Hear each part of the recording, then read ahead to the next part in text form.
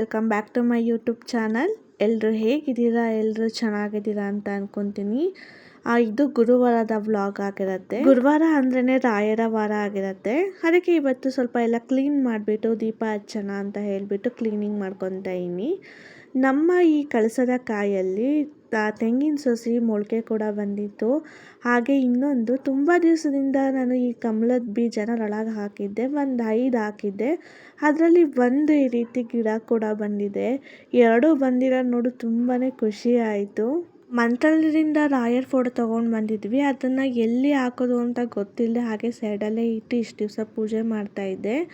Final ಆಗಿ ಇವತ್ತು ಗೋಡೆಗೆ ಫಿಕ್ಸ್ ಮಾಡೋಣ ಅಂತ ಹೇಳಿಬಿಟ್ಟು, ಅದಕ್ಕೆ ಮೊಳೆ ಎಲ್ಲ ಹೊಡೆಯೋದಕ್ಕಾಗಲ್ವಲ್ಲ ಅಂತ ಹೇಳಿಬಿಟ್ಟು ಈ ರೀತಿ ಹ್ಯಾಂಗಿಂಗ್ ಸ್ಟಿಕ್ ಬರುತ್ತಲ್ಲ ಟ್ರಾನ್ಸ್ಪರೆಂಟು, ಅದನ್ನು ನಾನು ಮಾರ್ಟಲ್ಲಿ ತೊಗೊಂಡಿದ್ದೆ. ಬೇಕಾದ್ರೆ ಇದೆಲ್ಲ ಆನ್ಲೈನಲ್ಲಿ ಕೂಡ ಸಿಗುತ್ತೆ.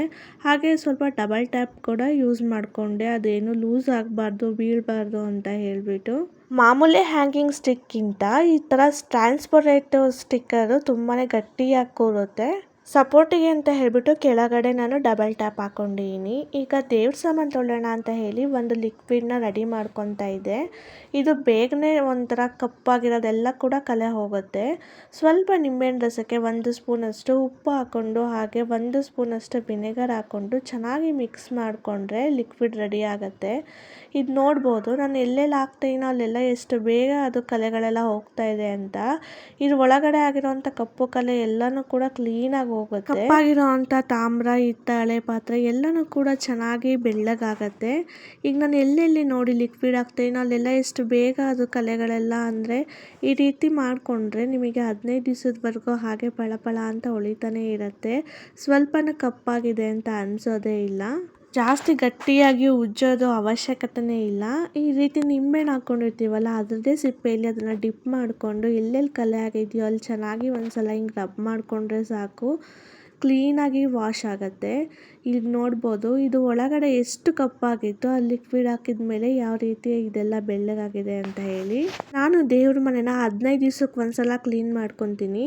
ಈ ರೀತಿ ಯಾವ ಥರ ತೊಳೆದಿಟ್ಟಿರ್ತೀವೋ ಅದೇ ರೀತಿ ಇರುತ್ತೆ, ಅಷ್ಟೇನು ಕಪ್ಪಾಗೋದಿಲ್ಲ. ಒಂದ್ಸಲ ಫಿಲ್ಟರ್ ನೀರಲ್ಲಿ ಚೆನ್ನಾಗಿ ತೊಳ್ಕೊಂಡ್ಬಿಟ್ರೆ 20 ದಿವಸದವರೆಗೂ ಕೂಡ ಅಷ್ಟೇ ಚೆನ್ನಾಗಿರುತ್ತೆ. ಹಾಗೆ ಇಲ್ಲಿ ರಾಯರ ಫೋಟೋಗೆ ಗಂಧ ಇಟ್ಕೊತಾ ಇದ್ದೀನಿ. ಕುಂಕುಮ ಎಲ್ಲ ಇಡಬಾರ್ದು, ಬರೀ ಗಂಧ ಮಾತ್ರ ಇಡಬೇಕು. ಅದಕ್ಕೆ ಗಂಧ ಮಾತ್ರ ಇಡ್ತಾ ಇದ್ದೀನಿ. ಹೂಗಳು ಇಡೋದಕ್ಕೆ ಅದಕ್ಕೆ ಇನ್ನೂ ಮೊಳೆ ಎಲ್ಲ, ಅಂದರೆ ಗುಂಪಿನ ಸೈಜಲ್ಲಿ ಮೊಳೆ ಬರುತ್ತಲ್ಲ, ಅದನ್ನ ಇನ್ನೂ ಕೂಡ ಹೊಡೆದಿಲ್ಲ. ಹಾಗೆ ಈಗ ಡೈರೆಕ್ಟಾಗಿ ಇಟ್ಕೊತಾ ಇದ್ದೀನಿ.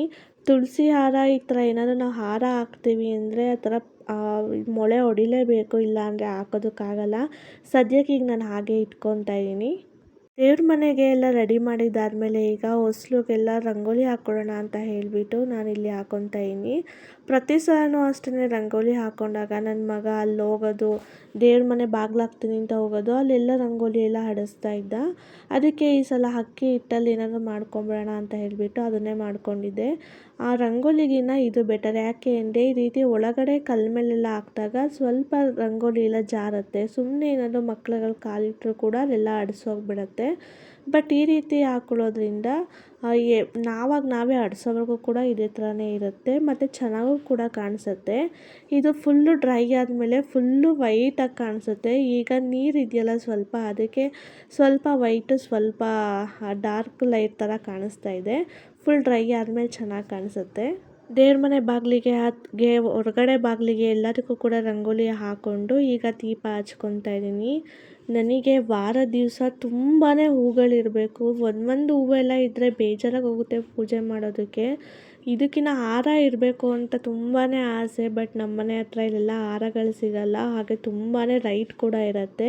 ಮಾರ್ಕೆಟಲ್ಲೆಲ್ಲ ಆದರೆ ಫ್ರೆಶ್ ಆಗಿರೋ ಹೂಗಳೆಲ್ಲ ಸಿಗುತ್ತೆ, ಇಲ್ಲೆಲ್ಲ ಅಷ್ಟು ಫ್ರೆಶ್ ಆಗಿರೋದು ಸಿಗೋದಿಲ್ಲ.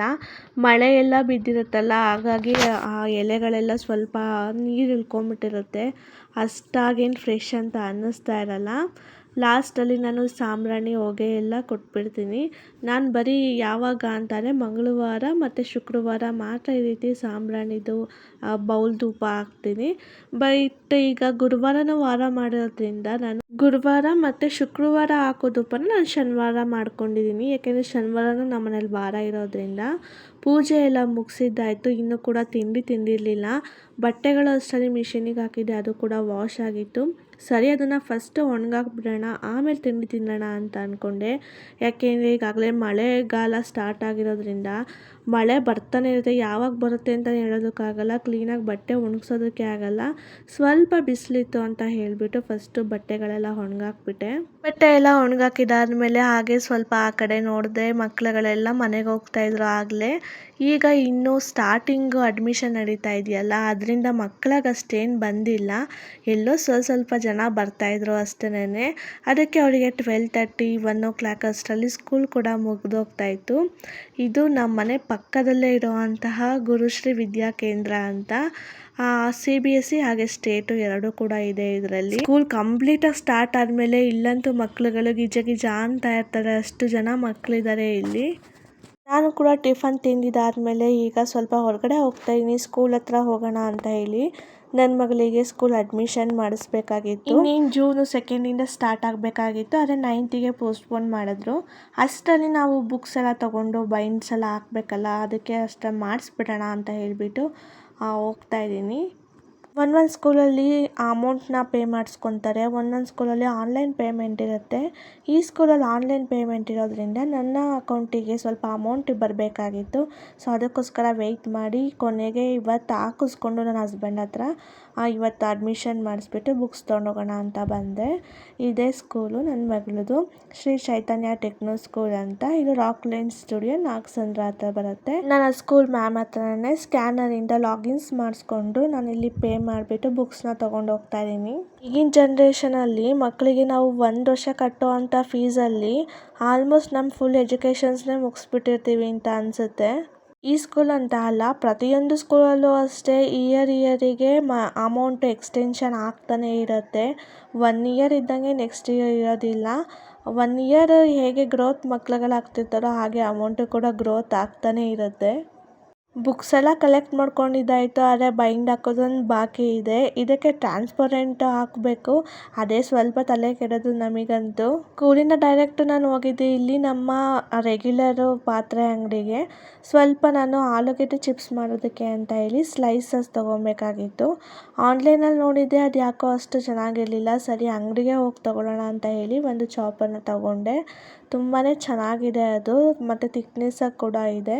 ನಾನು ಅದನ್ನು ತೊಗೊಂಡಿದ್ದನ್ನು ನಾನು ನೆಕ್ಸ್ಟ್ ವಿಡಿಯೋದಲ್ಲಿ ತೋರಿಸ್ತೀನಿ, ನಾನು ಆಲೂಗೆಡ್ಡೆ ಚಿಪ್ಸ್ ಮಾಡಬೇಕಾದ್ರೆ. ಹಾಗೆ ಬರ್ತಾ ಸ್ವಲ್ಪ ತರಕಾರಿ ಕೂಡ ತೊಗೊಂಡು ಬಂದೆ. ಸಂಜೆ ಅಡುಗೆ ಮಾಡೋದಕ್ಕೆ ಏನೂ ಇರಲಿಲ್ಲ, ಬಸ್ಸಾರು ಮಾಡೋಣ ಅಂತ ಹೇಳಿಬಿಟ್ಟು ಫ್ರೆಶ್ ಅವಾಗಿನ ತರಕಾರಿಗಳೆಲ್ಲ ಬಂದಿತ್ತು, ಅದಕ್ಕೆ ಹೀರೆಕಾಯಿ ತೊಗೊಂಡೆ. ಅದರಲ್ಲೇ ಇವತ್ತು ಬಸ್ಸಾಂಬಾರು ಮಾಡೋಣ ಅಂತ ಹೇಳಿ. ಹಾಗೆ ಇನ್ನೂ ಏನೇನಿಲ್ವೋ ಅದನ್ನು ಕೂಡ ಎಲ್ಲ ಸ್ವಲ್ಪ ತೊಗೊಂಡು ಮನೆ ಕಡೆ ಬಂದೆ. ಇಷ್ಟನ್ನೆಲ್ಲ ತೊಗೊಂಡು ಮನೆಗೆ ಮಕ್ಳನ್ನ ಕರ್ಕೊಂಬರೋ ಅಷ್ಟರಲ್ಲಿ ಸಾಕಾಗೋಯ್ತು. ಮಕ್ಳುಗಳು ಆಚೆ ಹೋದ್ಮೇಲೆ ಕೇಳಬೇಕಾ, ಅದು ಬೇಕು ಇದು ಬೇಕು ಅಂತ ಕೇಳ್ತಾರೆ. ಬಟ್ ಈ ಸಲ ನನ್ನ ಮಕ್ಕಳು ಏನೂ ಕೇಳಲೇ ಇಲ್ಲ. ಸದ್ಯ ನನಗೆ ಇವೆಲ್ಲ ಇಟ್ಕೊಂಡವರಿಗೆ ಏನು ಕೊಡಿಸೋದಕ್ಕೂ ಆಗಲ್ಲ, ಅದಕ್ಕೆ ನಾನು ಡೈರೆಕ್ಟ್ ಮನೆಗೆ ಕರ್ಕೊಂಡ್ಬಂದುಬಿಟ್ಟೆ ಸೀದಾ. ಮನೆಗೆ ಬಂದು ಸ್ವಲ್ಪ ರೆಸ್ಟ್ ಮಾಡಿದೆ, ಆಗಲೇ ಟೈಮ್ ಆಗೇ ಹೋಗ್ಬಿಡ್ತು. ಅದಕ್ಕೆ ಅಡುಗೆ ಮಾಡೋಣ ಅಂತ ಹೇಳಿಬಿಟ್ಟು ಹೇಗೋ ಮಕ್ಕಳು ಕೂಡ ಮಲ್ಕೊಂಡೇ ಇರಲಿಲ್ಲ ಮಧ್ಯಾಹ್ನ, ಮತ್ತು ಬೇಗ ಮಲ್ಕೊಂಡ್ಬಿಡ್ತಾರೆ ನೈಟು ಅಂತ ಹೇಳಿ ಸ್ವಲ್ಪ ಬೇಗ ಅಡುಗೆ ಮಾಡ್ತಾಯಿದ್ದೆ. ತಂದಿದ್ನಲ್ಲ ಹೀರೆಕಾಯಿ ಫ್ರೆಶ್ಶು, ಅದನ್ನು ಹೊರಗಡೆನೇ ಇಟ್ಟಿದ್ದೆ. ಆಲ್ಮೋಸ್ಟ್ ನಾವು ಏನಾದರೂ ತರಕಾರಿಗಳನ್ನ ತೊಗೊಂಬಂದರೆ ಫ್ರೆಶ್ಶು ಅವಾಗಿನ ತೊಗೊಂಡು ಬಂದಿರ್ತೀವಿ, ಅದನ್ನು ಹಾಗೆ ಡೈರೆಕ್ಟ್ ಮಾಡಿಕೊಂಡ್ರೆ ಚೆನ್ನಾಗಿರುತ್ತೆ. ಫ್ರಿಜ್ಜಲ್ಲಿ ಇಟ್ಬಿಟ್ಟು ಮಾಡಿಕೊಂಡ್ರೆ ಸ್ವಲ್ಪ ಸಾರಾಂಶ ಕಮ್ಮಿ ಆಗಿಬಿಟ್ಟಿರುತ್ತೆ. ಏನೂ ಮಾಡ್ಕೊಳ್ಳೋದಕ್ಕಾಗಲ್ಲ, ಡೈಲಿ ತೊಗೊಂಬರೋದಕ್ಕಾಗಲ್ಲ ಅಂತ ಹೇಳಿಬಿಟ್ಟು ನಮಗೆ ಎಷ್ಟು ದಿವ್ಸಕ್ಕಾಗುತ್ತೋ ಅಷ್ಟು ದಿವ್ಸಕ್ಕೆ ತೊಗೊಂಬಂದು ಸ್ಟೋರೇಜ್ ಮಾಡ್ಕೊಂಬಿಡ್ತೀವಿ ಫ್ರಿಜ್ಜಲ್ಲಿ. ಸಾಂಬಾರಿಗೆಲ್ಲ ಖಾರ ರುಬ್ಕೊಂಡು ಅದನ್ನು ಕೂಡ ಒಗ್ಗರಣೆ ಹಾಕ್ಕೊಂಡೆ. ಒಗ್ಗರಣೆ ಹಾಕ್ಕೊಂಡು ನಮಗೆ ಯಾವ ರೀತಿ ಹದಕ್ಕೆ ಬೇಕೋ ಆ ರೀತಿ ಹದದಲ್ಲಿ ಅದನ್ನು ಖಾಲಿ ನೀರು ಹಾಕ್ಕೊಬೇಕು. ನಮ್ಮ ಮನೇಲಿ ಆಲ್ಮೋಸ್ಟ್ ಯಾರೂ ಗಟ್ಟಿ ಇಷ್ಟಪಡೋದಿಲ್ಲ, ಸ್ವಲ್ಪ ತೆಳುವಿದ್ರೇ ಬಸ್ಸಾರು ಚೆನ್ನಾಗಿರೋದು. ಯಾಕೆಂದರೆ ಅದನ್ನು ಕುದಿಸ್ತಾ ಇನ್ನೂ ಸ್ವಲ್ಪ ಗಟ್ಟಿ ಆಗ್ತಾ ಇರುತ್ತೆ. ಹಾಗೆ ಕಾಳು ಒಗ್ಗರಣೆ ಕೂಡ ಹಾಕ್ಕೊಂಡೆ. ಇದಕ್ಕೆ ಕಾಯಿ ಹಾಕಬೇಕಾಗಿತ್ತು, ಕಾಯಿ ಇರಲಿಲ್ಲ, ನನ್ನ ಹಸ್ಬೆಂಡ್ ಕೂಡ ಇನ್ನೂ ಬಂದಿರಲಿಲ್ಲ. ಲೇಟ್ ಆಗುತ್ತೆ ಅಂತ ಹೇಳಿಬಿಟ್ಟು ಹಾಗೆ ಡೈರೆಕ್ಟ್ ಮಾಡ್ಕೊಂಬಿಟ್ಟೆ. ಅಡುಗೆ ಮಾಡ್ತಾನೆ ಸ್ವಲ್ಪ ಪಾತ್ರೆಗಳೆಲ್ಲ ಇದೆ ತೊಳ್ಕೊಂಬಿಡ್ತೀನಿ. ಇವತ್ತು ಮಧ್ಯಾಹ್ನದಿಂದ ಪಾತ್ರೆಗಳು ತೊಳ್ಕೊಂಡಿರಲಿಲ್ಲ, ಸ್ಕೂಲ್ ಹತ್ರ ಅಲ್ಲೆಲ್ಲ ಹೋಗ್ಬಿಟ್ಟು ಬಂದು ರೆಸ್ಟ್ ಮಾಡಿಬಿಟ್ನಲ್ಲ, ಅದಕ್ಕೆ ಅದನ್ನು ಹಾಗೆ ಇಟ್ಬಿಟ್ಟು ಅಡುಗೆ ಮಾಡ್ಕೊತ ಕ್ಲೀನ್ ಕ್ಲೀನ್ ಮಾಡಿಕೊಂಡೆ, ಅದು ಕೂಡ ಕ್ಲೀನ್ ಆಯಿತು. ಅಷ್ಟರಲ್ಲಿ ಸಾಂಬಾರು ಕೂಡ ರೆಡಿ ಆಗಿತ್ತು. ನನ್ನ ಮಗಳಿಗೆ ಕಾರ್ಪೆಟ್ ಹಾಸಪ್ಪ ಬಟ್ಟೆ ಮಡ್ಚೋಣ ಅಂತ ಹೇಳಿದ್ದೆ. ಇವತ್ತೆಲ್ಲ ಸ್ವಲ್ಪ ಬಿಸಿಲಿತ್ತಲ್ಲ, ಬಟ್ಟೆಗಳು ಕೂಡ ಒಣಗಿದ್ವು ಅಂತ ಹೇಳಿಬಿಟ್ಟು ನನ್ನ ಮಗಳು ಅದನ್ನು ಹಾಸಿದಲ್ಲದೆ ಬಟ್ಟೆಗಳನ್ನ ಬುಟ್ಟಿಲಿ ತುಂಬಿಟ್ಕೊತೀನಿ. ನಾನು ಮೇಲ್ಗಡೆ ಬಟ್ಟೆ ಎತ್ಕೊಂಬರೋದಕ್ಕಾದಾಗ ಡೈರೆಕ್ಟ್ ನಾನು ಕೈಯಲ್ಲಿ ಹಿಡ್ಕೊಂಬರಲ್ಲ, ಬುಟ್ಟಿಗೆ ತುಂಬ್ಕೊಂಬರ್ತೀನಿ, ಸ್ವಲ್ಪ ಸುಕ್ಕಾಗಲ್ಲ ಅಂತ ಹೇಳಿಬಿಟ್ಟು. ಅವ್ರು ನೋಡಿದ್ರೆ ಬುಟ್ಟಿನ ತೊಗೊಂಬಂದ್ಬಿಟ್ಟು ಇಲ್ಲೆಲ್ಲ ಸುರಿದ್ಬಿಟ್ಟಿದ್ರು. ಆಗಲೇ ಅದನ್ನು ಕೂಡ ಮಡ್ಚ್ತಾ ಇದ್ರು. ನನ್ನ ಮಗ ಅಂತ ಅಲ್ಲಿ ಇಲ್ಲಿ ಇಕ್ಕಂಡು ಮಡ್ಚ್ಕೊಂಡು, ನನ್ನ ಮಗಳು ಕೂಡ ಅಲ್ಲಿ ಇಲ್ಲಿ ಮಡ್ಚ್ಕೊಂಡು ಏನೋ ಮಾಡ್ಕೊತಾ ಇದ್ರು. ಬಿಡತ್ತಾಗ ಏನಾದ್ರು ಮಾಡ್ಕೊಳ್ಳಿ ಅಂದ್ಬಿಟ್ಟು ಸುಮ್ಮನಾದೆ. ಯಾಕೆಂದರೆ ಅವರವು ಜಾಸ್ತಿ ಮಡ್ಚೋದು ಸಣ್ಣ ಪುಟ್ಟದೆಲ್ಲ. ನನ್ನ ಮಗಳಂತೂ ಈಗ ಸ್ವಲ್ಪ ದೊಡ್ಡವಳಾಗ್ಬಿಟ್ಟಿರೋದ್ರಿಂದ ದೊಡ್ಡವು ಕೂಡ ಕ್ಲೀನಾಗೆ ಮಡ್ಚಿರ್ತಾಳೆ. ಇಲ್ಲಿ ದಿವಾನ್ ಮೇಲೆ ಏನಿದೆಯೋ ಅದೆಲ್ಲ ನನ್ನ ಮಗಳು ಕೂಡ ಮಡ್ಚಿಟ್ಟಿರೋದು. ಎಷ್ಟು ಕ್ಲೀನಾಗಿ ಮಡ್ಚಿಟ್ಟಿದ್ದಾಳೆ. ನನ್ನ ಮಗ ಟ್ರೈ ಮಾಡ್ತಾ ಇದ್ದಾನೆ, ಆಗ್ತಾಯಿಲ್ಲ. ತೊಗೊಂಬಂದು ಫೈನಲಾಗಿ ಲಾಸ್ಟಿಗಲ್ಲಿ ಎಸ್ಬಿಡ್ತಾನೆ. ಬಟ್ಟೆ ಎಲ್ಲ ಎತ್ತಿಟ್ಟೆ, ಮಕ್ಕಳು ಇನ್ನೂ ಆಟ ಆಡ್ತಾ ಇದ್ರಲ್ಲ ಅಂತ ಹೇಳ್ಬಿಟ್ಟು ಹಾಗೆ ಕೂತ್ಕೊಂಡಿದ್ದೆ. ಅವ್ರನ್ನ ಆಟ ಆಡಿಸ್ಕೊಂಡು ಇಲ್ಲಿ ನನ್ನ ಮಗಳು ಸರ್ಕಸ್ ಮಾಡ್ತಿದ್ದಾಳೆ ನೋಡ್ರಿ. ಇದು ಯಾವಾಗಿಂದ ಕಲ್ತಿದ್ದಾಳೋ ಗೊತ್ತಿಲ್ಲ, ಇವತ್ತು ನಾನು ನೋಡ್ತಾ ಇರೋದು ಈ ರೀತಿ ಮಾಡ್ತಾ ಇದ್ಲು. ಅದನ್ನ ನೋಡ್ಬಿಟ್ಟು ನನ್ನ ಮಗನು ನಾನು ಮಾಡ್ತೀನಿ ಅಂತ ಮಾಡ್ತಾ ಇದ್ದ, ಬಟ್ ಅವನಿಗೆ ಅಷ್ಟೆಲ್ಲ ಆಗೋದಿಲ್ಲ. ಸ್ವಲ್ಪ ಮೇಲೆ ಹತ್ಬಿಟ್ಟು ಆಮೇಲೆ ಕೆಳಗಡೆ ಜಂಪ್ ಮಾಡಿಬಿಟ್ಟ, ಅಂದರೆ ಬಿದ್ದೋಗ್ಬಿಟ್ಟ. ಆದರೆ ಮಕ್ಳುಗನ್ನ ಈ ರೀತಿ ಇದ್ದಾಗ ಸ್ವಲ್ಪ ಕೇರ್ಫುಲ್ಲಾಗೆ ನೋಡ್ಕೊಬೇಕು, ಇಲ್ಲ ಅಂದರೆ ಬಿದ್ದು ಏಟ್ ಮಾಡ್ಕೊಂಡ್ಬಿಡ್ತಾರೆ. ಹಾಗೆ ನಾಳೆ ತಿಂಡಿಗೆ ಅಂತ ದೋಸೆಗೆ ಅಂತ ಹಾಕಿದ್ದೆ. ಅದನ್ನು ಈಗ ಅಕ್ಕಿ ರುಬ್ಕೊಳ್ಳೋಣ ಅಂತ ಹೇಳಿಬಿಟ್ಟು ರುಬ್ತಾಯಿನಿ. ಈ ಸಲ ಸ್ವಲ್ಪ ಕ್ವಾಂಟಿಟಿಲಿ ಹಾಕ್ಕೊಂಡಿದ್ದೀನಿ, ಯಾಕೆ ನನ್ನ ಹಸ್ಬೆಂಡ್ ಇಲ್ಲ, ಅವರು ಕೂಡ ಊರಿಗೆ ಹೋದರು. ಇನ್ನು ನಾನು ಮಕ್ಕಳು ಈ 3 ಜನ ಅಂತ ಹೇಳಿಬಿಟ್ಟು ಸ್ವಲ್ಪ ಕ್ವಾಂಟಿಟಿಲೇ ಮಾಡ್ಕೊತಾ ಇದ್ದೀನಿ. ಮಕ್ಕಳಿಗಂತೂ ದೋಸೆ ಚಪಾತಿ ಇದೆಲ್ಲ ಸಿಕ್ಕಾಪಟ್ಟೆ ಇಷ್ಟ. ಅದಕ್ಕೆ ನಾನು ಕೂಡ ಮನೇಲಿ ಈ ಥರದೇ ಜಾಸ್ತಿ ಮಾಡ್ತಾ ಇರ್ತೀನಿ. ಇನ್ನು ಸ್ಕೂಲ್ ಸ್ಟಾರ್ಟ್ ಆದಮೇಲೆ ನನಗಂತೂ ಬ್ಯಾಕ್ ಟು ಬ್ಯಾಕ್ ತಿಂಡಿಗಳಂತ ಎಲ್ಲ ರೆಡಿ ಮಾಡ್ಕೊತಾ ಇರಬೇಕು.